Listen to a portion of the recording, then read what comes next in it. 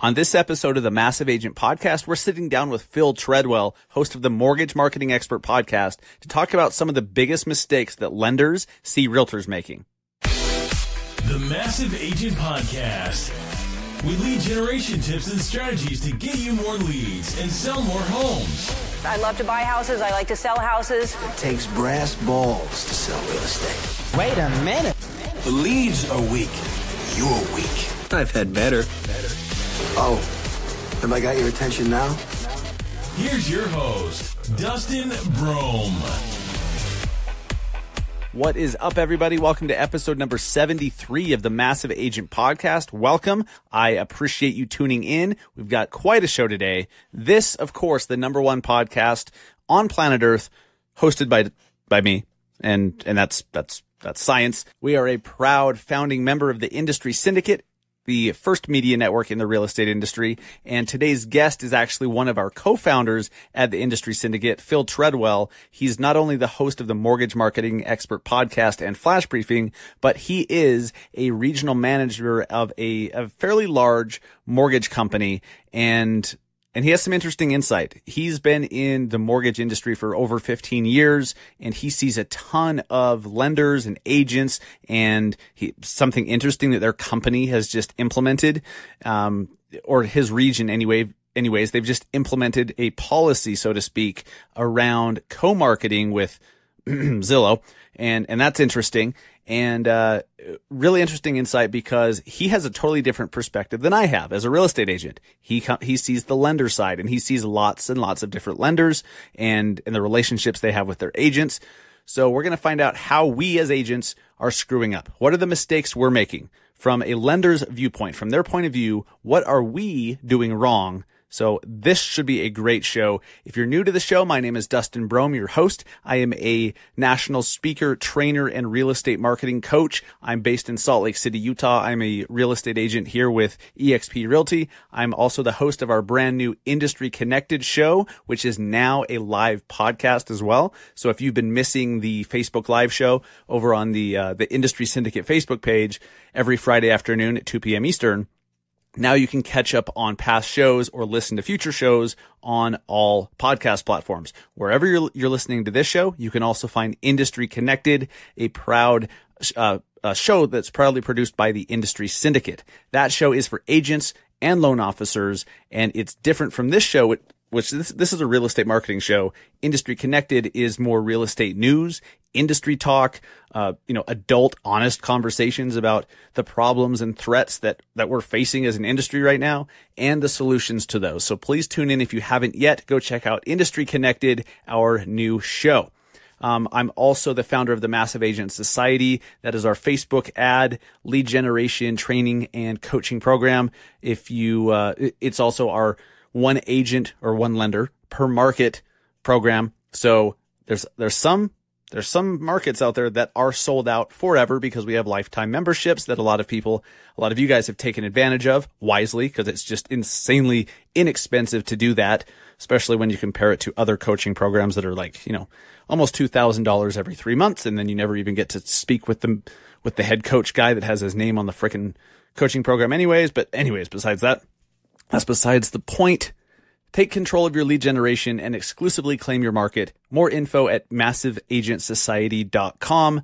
And this is a good little point here. Okay. Since we're going to be talking to a lender with the lender's perspective, we'll probably get more lenders listening to this episode than usual.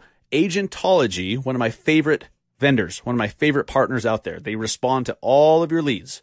Okay. You can set it up so that anytime you have a lead come in from any source, Facebook ads, Zillow, realtor.com, Ylopo, whatever it is, your website, any lead that comes in, Agentology will respond within 5 minutes, guaranteed, 24/7, 365 by a human being in San Diego. Okay. In the United States, a human being, it could be 3 a.m, a lead could come in, and about half the leads come in after hours anyways. 3 a.m, you're sleeping, or you should be, and your leads are being responded to within 5 minutes. It's a beautiful thing. Agentology is now available for lenders too. It's not just for agents. More information at massiveagentpodcast.com/agentology. Again, that's massiveagentpodcast.com/agentology. This is one of my favorite vendors out there for real estate agents and loan officers. I love that now they're doing this for lenders. And this is a great episode to mention this on, because I'm telling you guys, getting leads is key, and responding instantly, no matter what time of day it is, or if it's Christmas morning or whatever, is so crucial. You have to respond within 5 minutes at the very most. And these guys will do it through a combination of phone call, email, text message, and a human being is doing that stuff. It's not all automated. It's not just some computer. So cool.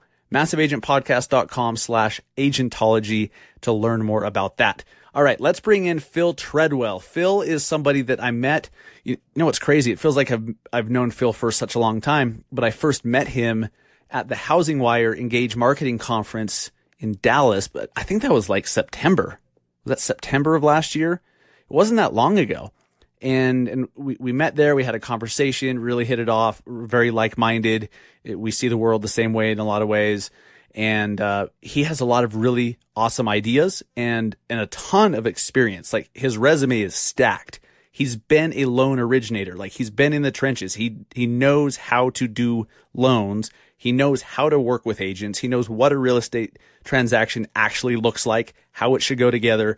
He knows the pain points of agents and loan officers. Like, he's in the trenches, and now he's the regional manager, overseeing lots of people at a very high level. So let's jump right into it. Talk to Phil Treadwell about the biggest mistakes that he sees from a lender's perspective that agents are making. All right, sitting here with Phil Treadwell, host of the Mortgage Marketing Expert podcast, and he has been running successfully, I might add. He's the regional manager for a large mortgage company, and like I said in the intro, he really has some amazing perspective on what goes on in different relationships between a lender, his side of the industry, and agents, my side. And so I wanted to get his perspective because, as you guys know, we just launched Industry Connected, my new Facebook Live show and podcast for the industry syndicate that's really for agents and lenders. And I don't think it does us as an industry any good, really, depending on what we're talking about, but it doesn't really do us that much good to only speak to mortgage people or only speak to agents. We all do the same shit. Like, we're all going for the same consumer. So let's get into it. Phil Treadwell, welcome to the Massive Agent Podcast, my man. Hey, man, I appreciate you having me.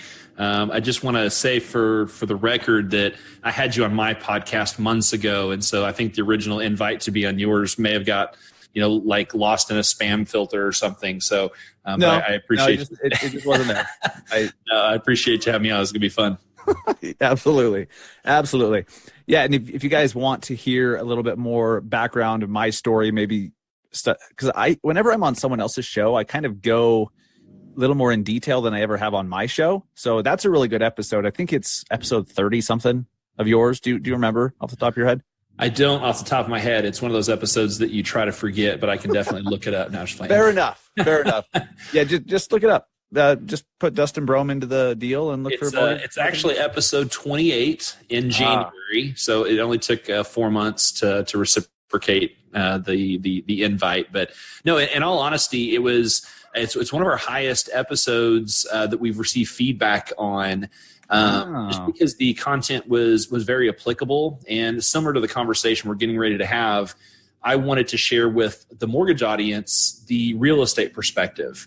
And I think that the realtor-lender dynamic is an interesting relationship, and it adds so much to the viability and the benefit on both sides to really understand both standpoints. So.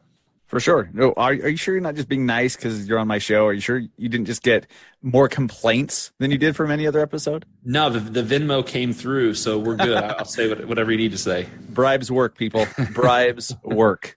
Seriously. It works for home inspectors. I mean, they drop off barrels of candy at real estate offices and somehow they still get business. So, hey, donuts have been working for lenders for years. So absolutely. Bribes absolutely work. Yeah, donuts are tried and true. Phil, so real quick, bring everyone up to speed on who the hell you are. How did you get into this business?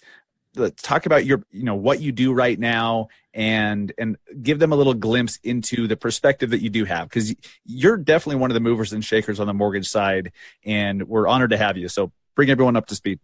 Man, I appreciate that. So I'm currently the vice president area manager for Highlands Residential Mortgage based in Dallas, Texas. It's a mid-sized mortgage banker.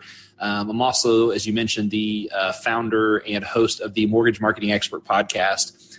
I got in the mortgage business almost a little over 15 years ago, actually. And I got into it because I answered a newspaper ad, ironically. It was the early 2000s. And I answered an ad for someone that was looking for sales and management experience. And it ended up being a mortgage company. At the time, I was thinking about contemplating take over my dad's business. He's a builder. And he, said, you don't remember how difficult it was through the late 70s, early 80s. So I really want you to think long and hard before you do that. So I want you to look and see what else is out there. And I fell into the mortgage business and been here ever since. Started out with a small mid-size lender who was an actual lender as opposed to a broker, and they had control of the transaction. They underwrite it, closed it, fund it themselves. And I had a great mentor that taught me the fundamentals of how to be successful in the business. He talked to me about operational excellence. He talked about having quality relationships, putting together a quality loan file. And through that, as I got into the mid-2000s, in the few years before the crash, where a lot of people were doing these subprime products, the toxic products, all the things that people hear about, I didn't do those products because I didn't need to. I had a mentor that taught me the right way to do business, and that realtor relationships was really what that was founded on. Excuse me. So having said that, as I move forward into my career, I opened up my own broker shop. I sold out to one of the largest lenders in the country at the time. Went to work for them, realized, hey, I'm not a big fan of working for the huge big banks. And for the last 6-7 years, I've worked for, again, mid-sized mortgage lenders who, still have the flexibility of a small company, but some of the cool benefits and offerings of a larger company. And as far as the podcast, that was really a happy accident of, really trying to show my team how to put out content and not necessarily ask for anything in return. I saw a lot of people through social media and different channels putting out content, playing with social media videos, podcasting, and it was full of, the ask, if you will. They were trying to either gain viewership so they could, so that they could get sponsorships, or they were trying to sell their product or something of that sort. And I really just wanted to show them how to add value. And so since I wasn't originating, I had gone back to just being a regional manager. My audience was other mortgage professionals that I was either wanting to recruit or, my sphere of influence. And so the podcast was really a play on social media. I put out a mortgage marketing tip of the day on Instagram to start.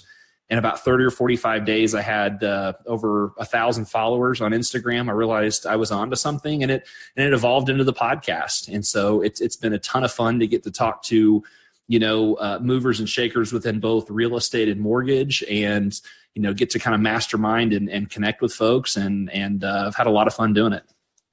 I love it. Well, isn't podcasting a nice outlet for people like you and me that just love to yap constantly? And now we can yap into a microphone and people listen. It's so true. It's so true. It's interesting because some people have the gift of gab. Some people are writers.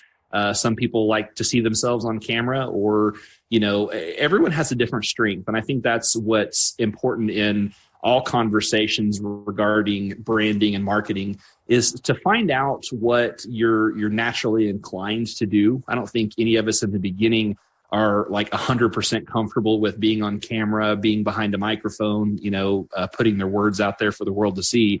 But find something that you're inclined to do, that you actually enjoy, and then really lean into it. And that's really where the magic happens. You're spot on. And that's a theme that we talk about a lot on this show, and that I talk about on social media, because that was true for me. Here's the thing. I never, ever in a million years would have thought that I could be a decent podcaster it was just like, oh, I'd like to do that. I'd like to podcast one day, but what do I know about podcasting? So I did it. I just did it and then learned it and found out. Like, and same thing when I first started in content marketing, and listeners of this show that have been with us for a while who have heard my content marketing story, I started out as a real estate blogger. And it's because at the time, this was like 4 years ago or something, I didn't know what else I could do. I was just like, wait, I could write an article and people could find it through Google and want to hire me. And I liked that. And so like, I did it. Like, I'm not a writer, but I became one. I had no idea until I started it. You have to sample this stuff. You don't know what you're good at unless you try doing it. And I mean, look at us. We're podcasters. A little fun fact, a little side note. If you guys are going to the Housing Wire conference in Charlotte in June, mid-June, Phil and I are actually doing what do they call it? A segment? No, a session. A session. Thank you. We're actually doing a session together. It's just going to be Phil and myself, basically just bullshitting the whole time, but trying to be productive. And we're going to be talking about podcasting and marketing and stuff. But none of that stuff would have happened if we didn't just jump out there and start podcasts. And you're exactly right. You know, the funny thing is I wanted to start a podcast over a year before I actually launched my first episode. And the only reason that happened was while I realized I was onto something, the only reason I called my Instagram page Mortgage Marketing Expert was because I owned the domain. I buy a lot of domains that I think, might have some relevance for some business or idea in the future. I owned the domain, so that's what I named it. And then as it continued to grow, I decided I wanted to do a podcast again. A year after the first, I'd bought a Yeti microphone. I tried to learn what I could, but I didn't do anything with it. So the second time around, I reached out to some who's who within the mortgage industry that I either knew personally or that I knew through an acquaintance or a friend. And I had 3 podcast recordings scheduled Wednesday, Thursday, Friday, and it was Monday. And I had absolutely no idea how to start a podcast other than the fact that I had a Yeti microphone. Like that was literally it. But I knew that if I had recordings, I would figure out how to do a podcast. And I Googled a couple of things. And honestly, the way it happened is I called a friend of mine who was a real estate agent, ironically, with one of the big franchises. And I knew him well enough to know there was no way that he had the tech background to have a podcast. So I called him and said, hey, man, listen, like, you have a podcast. I know you're not doing this yourself. Like, how in the world are you pulling this off? And he hooked me up with some guys that did know how to do it. And that's how it launched. So to your point, people, I think, try to overplan. They try to be too intentional. Like I was intentional enough to know that I had an idea and I wanted to execute it. I wanted to implement it, but I just went ahead and started, and you kind of figured out along the way. And that's really been, I think, what both you and I have experienced is we went and did something, cool things happened along the way. We continue to build on it. You look back, they're like, holy cow, like we're being invited to national events to be speakers to talk about podcasting because we, invited people to be on a podcast that didn't exist yet. Cool that this works out. It's so wild because I've been a student of personal development stuff for a while because ever since, when was it? Ever since like my early to mid 20s, I knew, like, ever since I got shown entrepreneurship and what was possible, I've wanted to be successful and wealthy and influential. And like, I wanted all those things. At the time, it was just, to have those things. You get moving along the way and you're like, wait, I like this certain thing. I like this path. And you start going down it. But like, I kept hearing how you just have to take the step and you figure it out. Like you just start moving forward and you figure it out along the way. And at the time, I hated that answer. I hated it. I'm like, just tell me just freaking give me the steps and I'll do them. Not realizing until I look backwards that they were giving me the steps. Like, just start moving forward. Just, if you want to do a podcast, launch it and figure it out. Yeah. It was Monday. You had a show Wednesday, Thursday, Friday. You didn't know how to do it, but you had a microphone. And guess what? You figured it out. 100%. It's unbelievable. So guys, and this is a common theme. One of our most recent episodes, I think 2 shows ago, was about how work is the variable between you and the number one guy in your market. Work. It's just work. So do it. Figure it out along the way. Wow. I'll piggyback on that. One more thing is that something I tell all of my team, and something I put out on social media in kind of a quote pick graphic. And I honestly don't know if I said it first or if I copied off somebody else, but it doesn't change the fact that it says ideas are good, plans are better, but execution is all that matters. And at the end of the day, we all have some really cool ideas that we talk about a lot, and we may go as far as the planning stage, but even the most detailed, perfect, planned out project never gets you any business, will never grow your brand, will never make you any money unless you start attempting to execute on it. 1,000%. I mean, done is better than, what's the phrase? Done is better than perfect. Yes, it's done. Absolutely. It's out there. Love it. Well, I wasn't really planning on that little sidebar or that. That was freebie. That was free. The free little hashtag freebie. That's what we call a squirrel on the show, where we just go off and, but it's good shit. Now, for the real reason I brought you on the show, as a regional manager, you've overseen dozens and dozens and dozens and dozens of lenders and help them with their marketing and co-marketing with agents and how to pick up new agent partners. And we're all trying to figure out as agents how to get more deals ourselves. What have you seen? Let's talk about, and I'm going to give you a bunch of leeway here to just go whatever direction you want, but what have you seen makes a really good and fruitful and mutually beneficial lender-agent relationship? I think that at the end of the day, the best lender-realtor relationships are ones where both of them are invested in that relationship. And what I mean by that is, so often I think realtors see lenders as people that are coming to them for business and trying to get them to send them business and aren't necessarily offering anything of value in return. 9 out of 10 times. And especially on LinkedIn DM. 100%.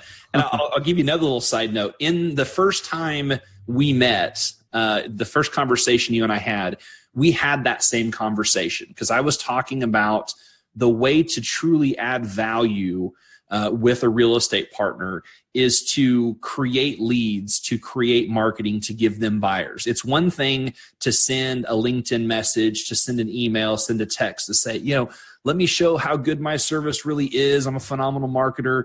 It's another thing to say, go be a phenomenal marketer, create a lead, find a buyer who's pre-approved, and go drop it at a realtor's feet and said, hey, I'm a phenomenal marketer. That's how I found this guy. Call me if you want to figure out how I got that one.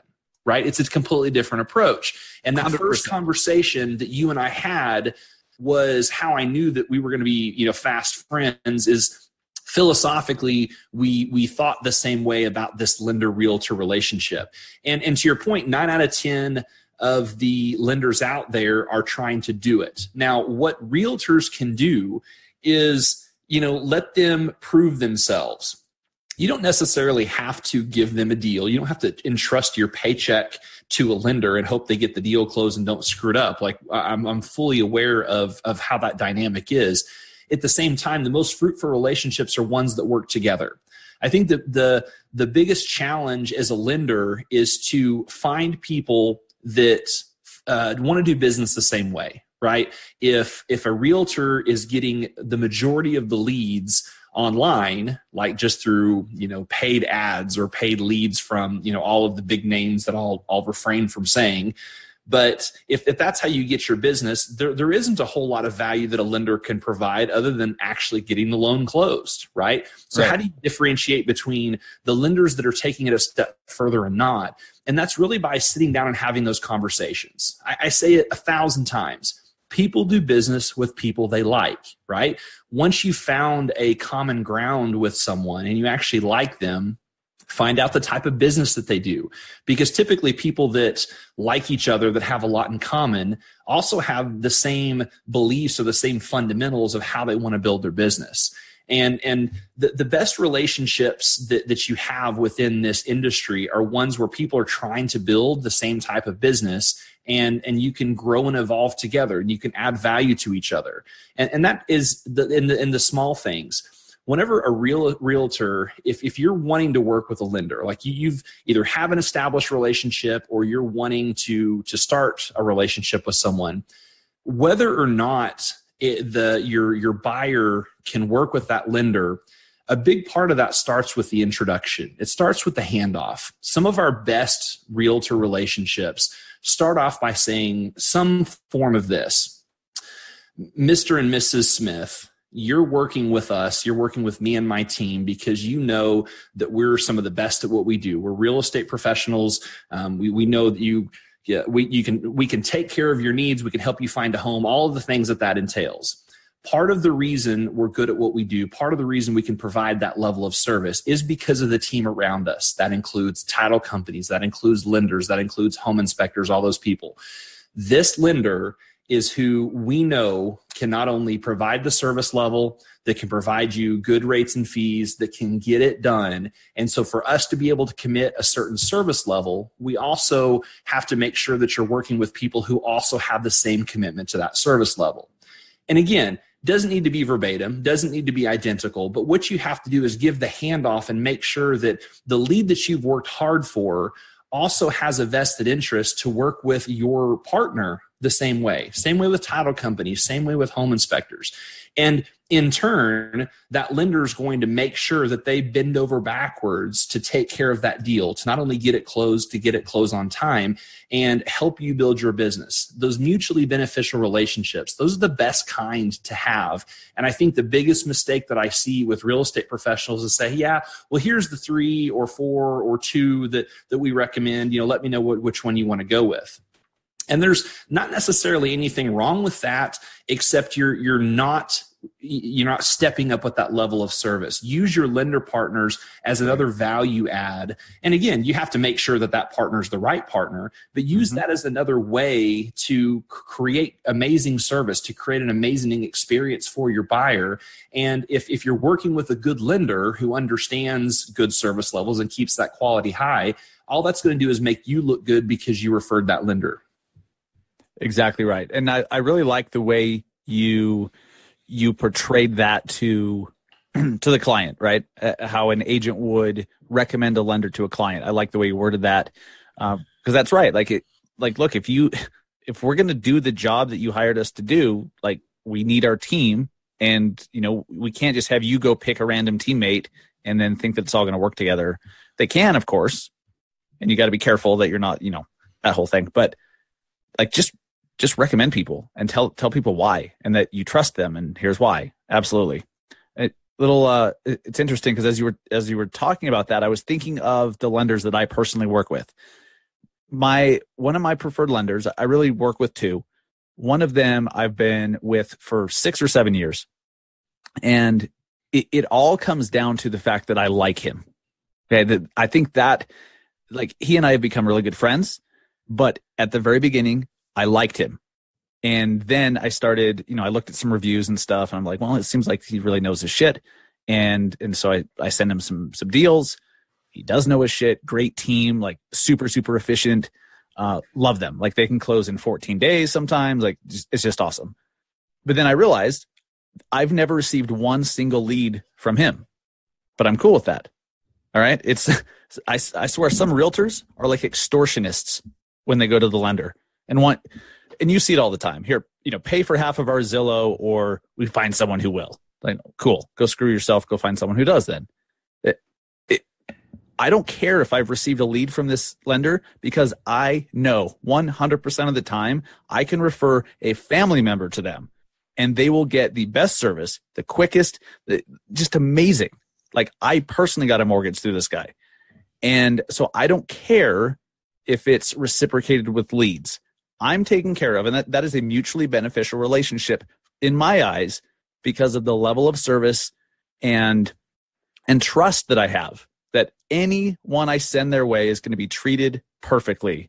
To me, that's mutually beneficial. It's not all about leads going back and forth. Not all the time. Agreed. And it's interesting because you kind of confirmed exactly what I said. You do business with the guy because you like him. Again, people do business with people they like. If people thought for just a second, outside of mortgage and real estate, they thought for a second, about if the last referral that they gave, or people that they do refer business to in other industries, whether it's a mechanic, whether it's a beautician, cosmetologist, or, to get your car fixed, all those different types of things. At the end of the day, it's attached to some type of a relationship. We could get lost in the weeds. And you and I are big proponents of social media, of digital marketing, of platforms. Like, I'm not taking away from that at all. But business is done with relationships. The whole point of social media is to be social. I literally just got off of Facebook Live a few minutes ago talking about social media. And the theme at the end of the day is about social media being social, about creating relationships. It's an unintrusive way for lenders to get to know realtors, realtors to get to know lenders. And outside of business, it's why it's so popular. We really want to know about each other's lives. So because of that, why in the world are people constantly posting their reviews or their listings or what's happening in their business? It's not that that's not important on a certain level, but you want to know who those people are. You want to know about them so that you can find out if that's someone you want to develop a friendship with or a relationship with. Leads are important, but it's more the philosophy of doing business. You have two lenders. Great. There's absolutely nothing wrong with that. We have more than one friend. We have more than one people that we live life with. At the end of the day, though, you have to develop a relationship with those people. And the biggest mistake that I see on the lending side as we're trying to develop relationships with realtors is them immediately saying, okay, well, how much will you contribute to my Zillow or Boomtown or Commissions Inc. or whatever type of lead generation service they have? Because my originators can sit down and have a conversation with them about how to create leads at a fraction of the cost, in large part of the types of things that you teach in the Massive Agent Society, about how to create true engagement, about how to leverage Facebook ads. I had the conversation the other day. It used to be the real estate book. That's how we co-branded with realtors. And then we moved into the website and SEO space. And then it evolved into Zillow ads and the like. And we're now in the Facebook ad lead generation or social media. And that's the way that the industry has evolved. But the biggest mistake a realtor can make when trying to choose a lender is finding out who's going to write the biggest check, because there's absolutely more to it than that. And that was definitely one of the questions, is what's the biggest screw up? And I believe that. I think, because I hear about that all the time, is God, and I can't even imagine. If I was a lender, I think there'd be some confrontations if someone came to me and all they wanted was me to write a check when they've done nothing for me. Because I know how it feels when a lender just sends me a DM. It's like, hey, send me your leads and I'll show you what a great lender I am. Like, cool, dude, that I've met like 32 seconds ago. Well, not even met. You just spammed me 32 seconds ago. You want me to send you a lead I've been nurturing for 2.5 years that cost me, I don't know, $300 to acquire or whatever, and you want me to just send them to you and hope that you're good at what you do, because you haven't proven that you're a very good marketer. So I know, I could only imagine what that feels like. So it sounds to me like realtors who do this, who approach a lender, a potential partner, and they completely kill any chance of that ever moving forward because they're just in gimme, gimme, gimme mode, when that could have been such a fruitful, mutually beneficial relationship, but they'll never know because they went into it just asking, give me shit because I'm the realtor. See, and from the lender's perspective, that's almost a bullseye. If you know that there's a realtor who does good business and they've started working with a lender who, we know has subpar service, that's just an opportunity in the making, right? Most realtors that make that mistake learn from it very quickly, most of the time, because the lenders that are having to pay for the business have to pay for the business for a reason. And I think that that's what realtors need to understand. If someone wants to talk through and they want to invest in each other's business, that's very different. But a lot of times people that are eager to write checks are eager to write checks because they don't have any other alternatives.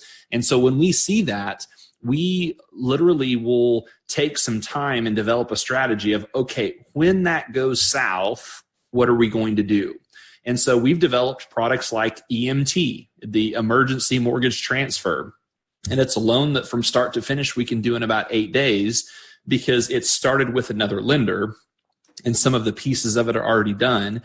And to be compliant, you really can't close a loan any faster than 8 days because of the weights as far as disclosures and the closing disclosure and things of that nature. So, we develop products like that specifically because we know there's lenders out there that are going to fumble. They're going to drop the ball.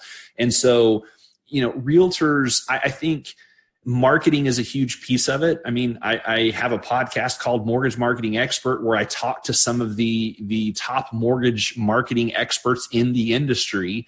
And Frazier. And Jason Frazier too. We let him on. I got that Venmo too. We talk to those people about lead generation, about lead conversion, about mindset. That's all important. But at the end of the day, is there trust? And I'll give you another thing that I say almost every podcast and almost every interview or recording that I do is that effective marketing is the balance of trust and attention. I could light myself on fire and put it on Facebook and get lots of attention, but that doesn't mean that I've developed any trust for people to do business with me. At the same time, I could be the most trusted mortgage banker on the planet, but if people don't know who I am, I'm still not going to do any business. And so you have to find people that you can market with, that you can develop trust with, and at the end of the day, as you put it, that you actually like doing business with, right? You have to like the people. That's why we gave Jason a love. We actually like Jason. We want to do business with him. You want people that you can joke with. You want people that you can enjoy life with in addition to business. And that's why at the end of the day, all of these things coming together is more important than just leads, whether you're paying for them or providing them. But at the same time, you also want to work and find a lender who can give you all of it. Absolutely. I mean, guys, you should be. There's certain things that you must expect from your lender partner or lenders from your realtor partner. There's things that are a given. Oh, you have great service. We have great rates. Like that's a given. You should. That's not special. That's not going to lure me away from people I've been working with for 7 years because you say you have good service. What's the alternative? You have shitty service? Obviously the answer is yes. And we know plenty of those, but I just don't understand. I don't know. I'm at this point where I'm kind of dumbfounded by, the expectations of a lot of agents, a lot of lenders. They need to take a step back and realize that it's not they could have such a more fruitful relationship if they just talk to each other and not in a, what can you do for me kind of way, but in a hey, are you the right long-term partner to work with? Obviously they've got to be great. Their company has to be able to get shit done quickly, good rates, low fees, stuff like that. But beyond that, do they have similar mindsets? Do they have a similar approach to similar personalities even? Because that's important. I can't, with my personality, if somebody comes to work with me, if they hire me as their buyer's agent and they like my personality, God bless them. But if they like my personality, then if I refer them to someone with no sense of humor, no personality, no sarcasm, they're just a robot, that's not going to be right. They're going to, the client's not going to be stoked on that. That's going to be weird.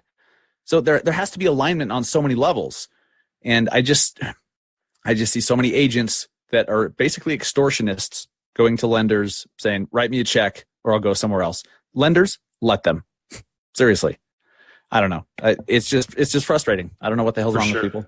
Well, I'll tell you, we're even taking it a step further. All of my originators, there may be a few small partnerships left, but in large part, 95 to 98%, we have withdrawn from all lead sharing relationships with realtors as far as the pay to play situation. And I'll tell you why. There's the Zillow 50-50 split stuff. Correct. Mm-hmm. We've exited almost all of those. Wow. The reason being, so many have taken the stance of it's pay to play. You want to do business, you've got to pay for leads. And that's not a mutually beneficial relationship. We're not, if we're not taking the time to get to know each other to do business, then we're not going to take that step. But the main two reasons are, one, Zillow's now entered the mortgage space, and I'm not in the business of funding my competition, right? I'm just not going to do it. Right. And the second thing is that for the amount of money that both our referral partner and we are spending on leads, channeled more efficiently, more effectively through Facebook ads and other marketing endeavors, you get a lot more traction. And so we've purposely exited those, and we've not lost a single referral relationship by exiting those, because we've channeled those into other things. Some of them are as simple as doing community events or parties. And I'll tell you, from the very beginning of my career as an originator, and I was a top producer in about a 6-state region. That was for the largest lender in the country at the time. I've owned branches. I owned a broker shop. I've done a lot of different things to my career. The single most effective marketing dollar that I've ever spent has been in a happy hour. And again, it's not about drinking alcohol. It's about spending time face to face with people. What we used to do, this has been years ago, and I offer this advice up to anybody that wants to do it. We'll reach out to a realtor team or to an office and say, hey, we're going to be at XYZ, either like a little bar, a little Mexican food place, whatever you want. And we're going to do it from 5 to 7. We're going to provide drinks. We're going to provide queso, appetizers, whatever. They come, we'll give everybody 2 or 3 tickets. The establishment knows when you give the ticket, that's on our tab, and they have a list of, happy hour specials, whether they're, beers or wine or mixed drinks, margaritas, whatever it is. And they just add up the tab. And at the end of the day, we pick up the check. It's never more than a few $100s, because let's be honest, when people go to happy hour, they have a cocktail or 2, they eat some chips, they talk, and then they all go home. But what happens during that is you sit and have conversations about what's happening with your business. You sit and have conversations about what's working, about what's not, about what you can do for each other, about where you want your businesses to be. And you get to know each other, and you end up, funny thing, liking each other and realizing you have a lot in common.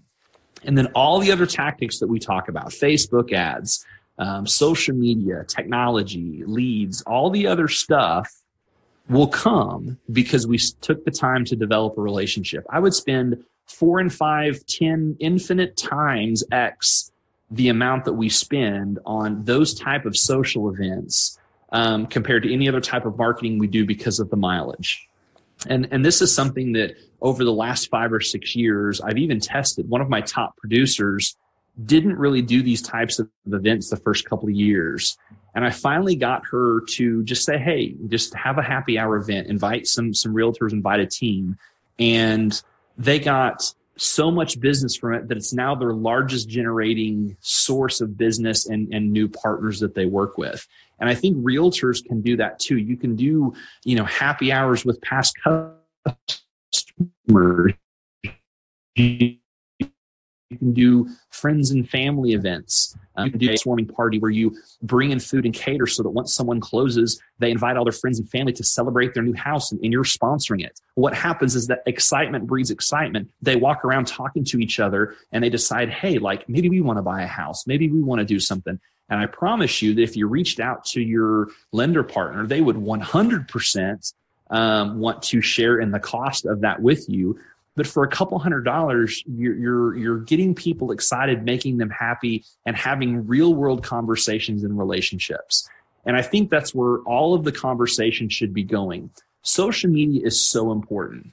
Digital technology, it's all so important. So long as you're using it to get back to the basic, which is a human relationship with someone else who philosophically wants to do business the same way you do. Such great advice. And as much as we talk about digital marketing and Facebook ads and online tactics and tricks and what on this show, it's all important, but it's a tool. It's just one tool. And like you said, it's all about the relationship. It's how do you build the new one? How do you create one? How do you cultivate one? How do you have more of them? It's amazing how just, like something that I've done for past clients is I'll hire a professional photographer and we'll just do like a family photo shoot night. And I send out like a Calendly link and they can sign up for a time slot. And, we'll do like however many time slots and, everyone gets a 10-minute slot and they just show up at a certain place at a certain time and they get free family photos. Like it could just be one person getting headshots. It could be a couple or a family, however many they want.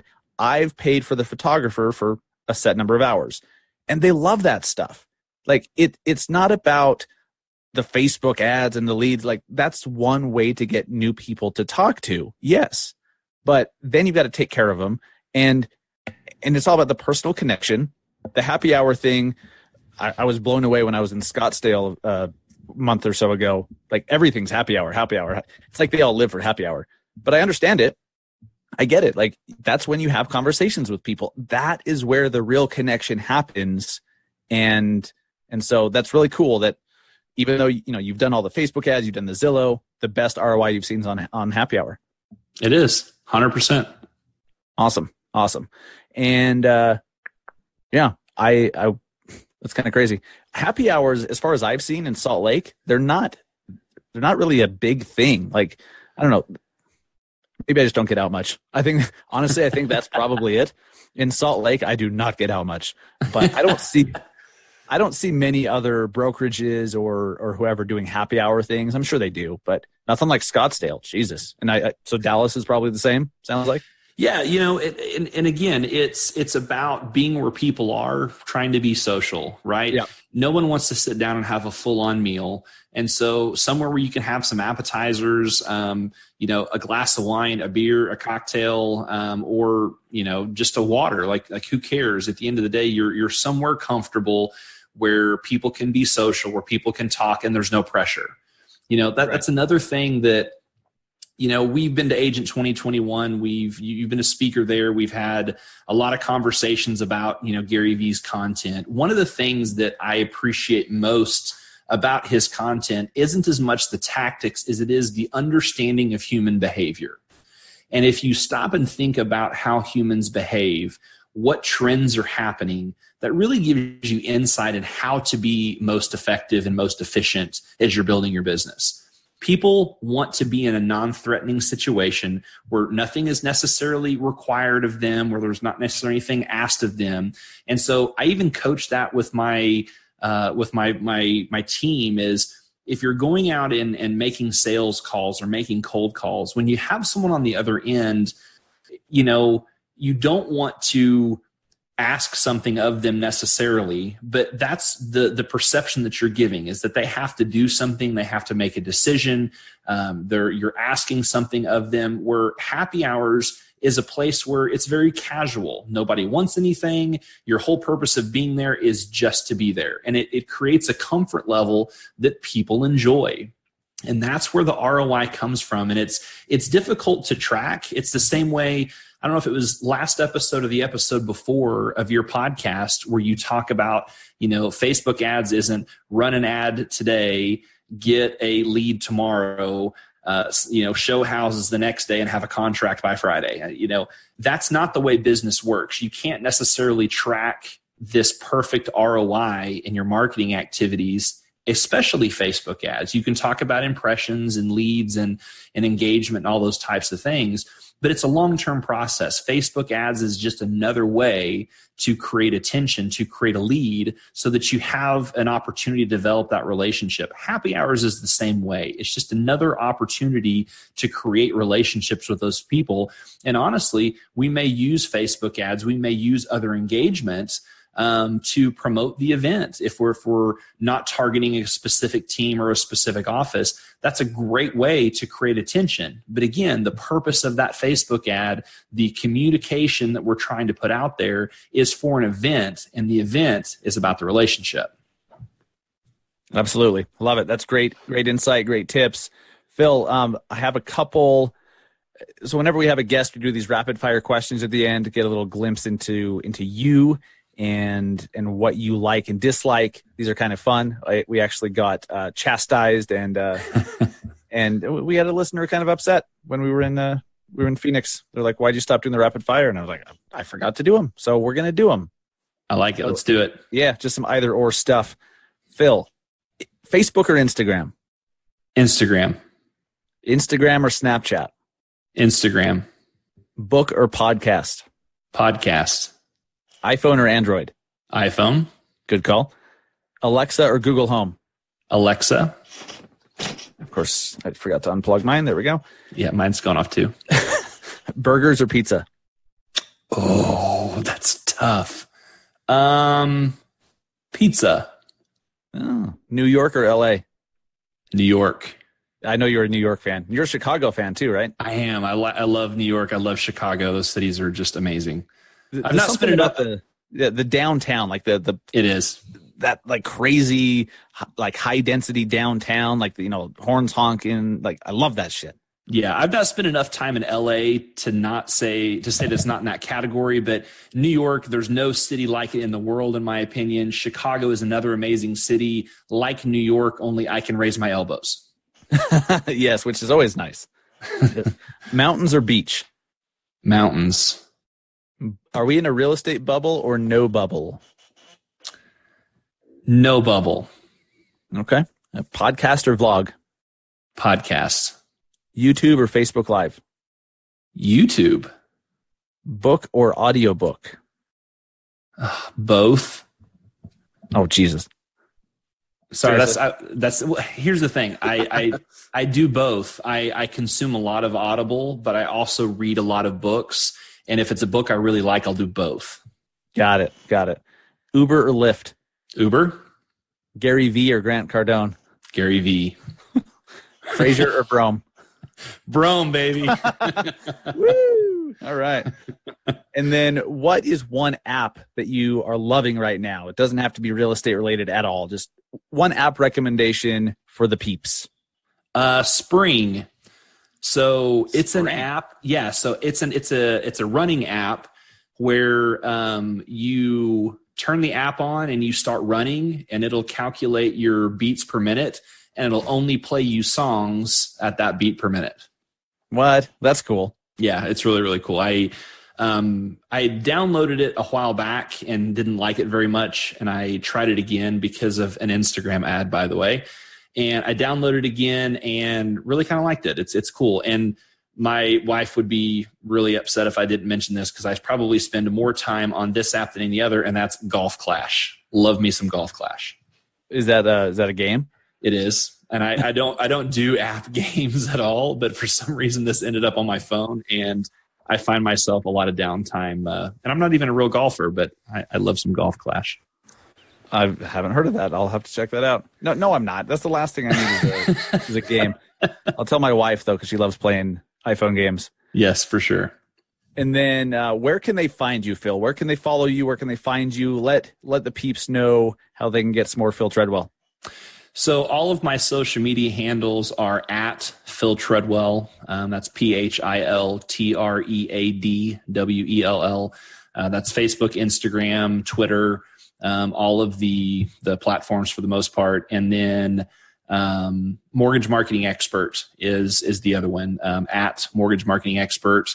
On Facebook, Instagram, and on Twitter, it's mortgage_MME. Awesome. And Phil and his show, of course, members of the Industry Syndicate Media Network. Phil's actually one of the co-founders with us, which is awesome. And Phil is going to be at Mortgage Mastermind in Vegas on June 5th through June 5th through the 7th. Yeah, June 5th through the 7th. It's Wednesday through Thursday in Vegas is the Mortgage Mastermind event. And then the next week, you and I and a lot of our associates will be at Engage Marketing Summit by Housing Wire in Charlotte on June 13th and 14th. Yes, hell yes. And I'll be at Mortgage Mastermind as well in Vegas, hobnobbing with all the mortgage peeps, and that'll be fun. And so if you guys are going to be at either event, make sure you let us know. Hit us up with the DM on Instagram. We'd love to meet you. The Housing Wire one's going to be a lot of fun, especially when they let us take over the stage. What the hell are they thinking? They're losing their mind. But I will say, if someone has not purchased their ticket to Engage Marketing, to reach out to either Dustin or I, and we can give you a code that will give you a discount off of your tickets. I think the early bird tickets are done, but we do have some cool associate, friends, and family codes that we can get you some discounts on tickets. I highly recommend this event. It's going to be practitioners, people that are actually in the hunt, doing things marketing related. It's not some folks that are in the twilight of their career that had extremely successful careers that are talking about what's relevant today.